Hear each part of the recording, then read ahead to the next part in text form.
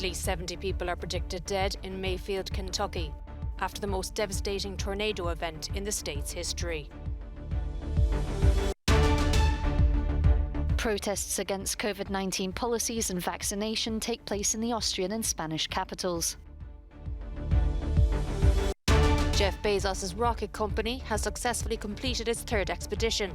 NFL superstar Michael Stratton joined 5 others on the 10-minute flight. At least 70 people are feared dead in the state of Kentucky. This announcement comes after more than 30 tornadoes ripped through half a dozen US states on Friday night and Saturday morning. Mayfield, home to some 10,000 people in Graves County, has been left for ruin.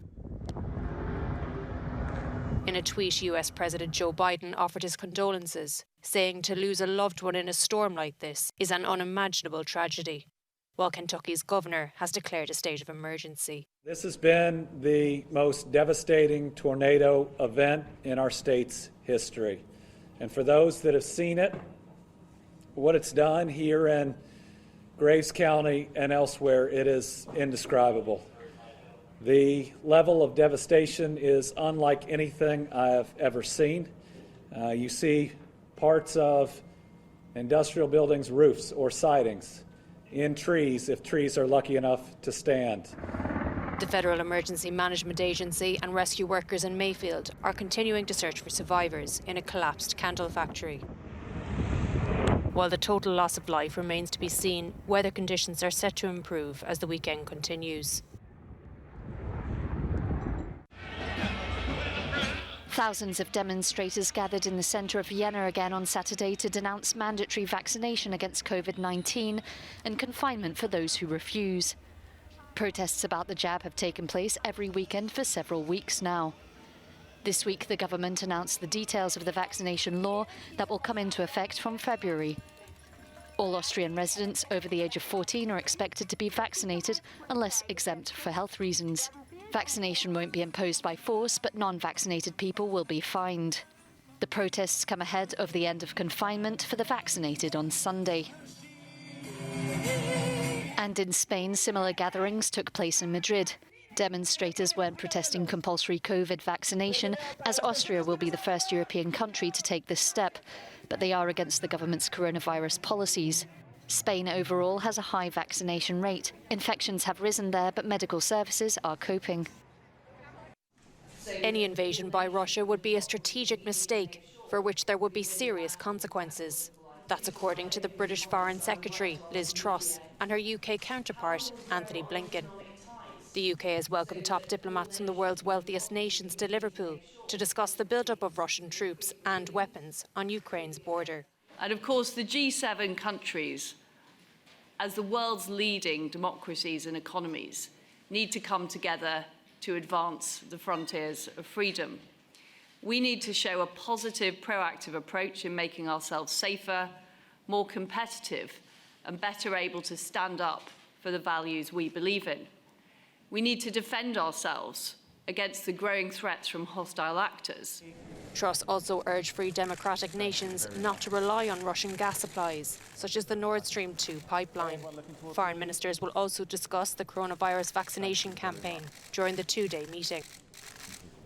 The Bosnian Serb parliament adopted a declaration on Friday that will weaken the war-ravaged Balkan country's central authority. Lawmakers vote on starting a procedure for Bosnian Serbs to withdraw from the Bosnian army, security services, tax system and judiciary.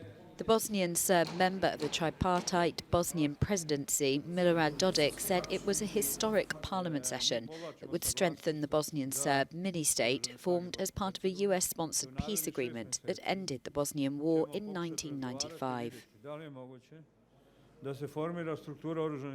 Despite the fact that it is highly unlikely that the announced changes will come into effect anytime soon, there is a fear that the current rhetoric and moves made by the authorities in Republika Srpska could push Bosnia into an even deeper crisis.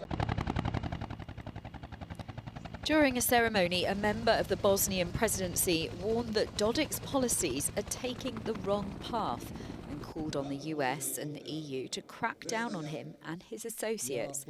The United States has already imposed a travel ban and other sanctions on Dodik, and both American and German officials have recently threatened more in case Bosnian Serbs further weaken Bosnia's central institutions. Environmental protesters in Belgrade have blocked roads for a third consecutive weekend. For now, the government has abandoned legislation that would enable foreign companies mine lithium, further polluting western Serbia. However, critics say the ruling Conservatives need to abolish all future lithium excavation projects. Protesters fear the authorities will inevitably prioritise foreign investment over environmental concerns. Fans of the late Lina Wertmüller have gathered in Piazza del Popolo in Rome to bid the film director a final farewell. A central figure in Italian cinema, Wertmüller died earlier this week. As the first woman to be nominated for an Academy Award in the Best Director category, she established a unique reputation for blending tragedy, farce, politics and sex in her iconic pictures. NFL legend Michael Stratton has returned to Earth following a 10-minute space mission. The former New York Giant joined 5 others aboard the New Shepard capsule, owned by Jeff Bezos' rocket company Blue Origin. This was the company's 3rd passenger flight. The founder of Amazon journeyed on the debut launch in July, while Star Trek actor William Shatner was welcomed on the 2nd. The reusable automated rocket is aptly named after Alan Shepard, the first American in space. The astronaut's eldest daughter joined the Super Bowl star for Saturday's expedition.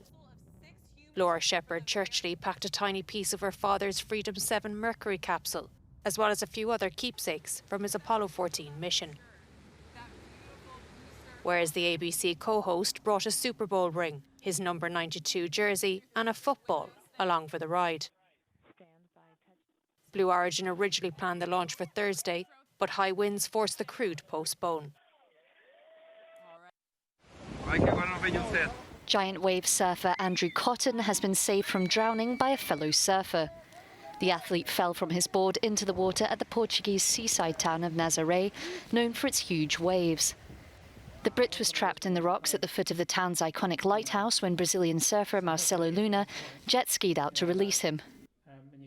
The water was so aerated, I was sort of sinking, so I pulled my inflatable vest, and then there was like a moment there. I was like, okay, right, this is definitely the worst. You know, like this can go, you know, pretty bad. Marcelo said he became aware of Cotton's distress when people started shouting. Then he realised the Brit was stuck dangerously between the rocks and the wave breaks. This place in Nazaré has always been a nightmare for us surfers. We know that. We train hard so that it doesn't happen, but it can happen, and it did. But I'm happy because I was there. Nazaré is one of the world's top spots for giant wave surfing. It is also notorious for how dangerous the waves can be. As Luna says, what matters is not the surfing, but getting all the surfers home safe. Composed of iconic photographs and new unpublished works, McCurry's images are known for their humanity, dignity, compassion, elegance and proportion. The exhibition in Mayol Museum in Paris takes us on a long journey from Afghanistan to Southeast Asia and from Africa to Latin America. This vast and fascinating body of work always retains the human element that made his celebrated image of the Afghan girl so powerful. Across from the Kremlin on the banks of the Moskva River, a century-old power plant is transformed by a billionaire gas tycoon into a temple of contemporary art in Moscow and Russia. The vast interior, more than 35,000 square meters, has both enormous and intimate spaces for exhibitions and events. The GES2 Art Center was designed by star Italian architect Renzo Piano and promises to house the biggest international names as well as Russian rising stars. The Museo Thyssen-Bornemisza presents until January 30th the first retrospective devoted to René Magritte to be held in Madrid since 1989. With more than 70 works, including paintings and works on paper, along with a selection of photographs and films, the exhibition emphasizes the repetitive element present in the work of the great surrealist painter, whose obsessive themes constantly reappear with innumerable variations.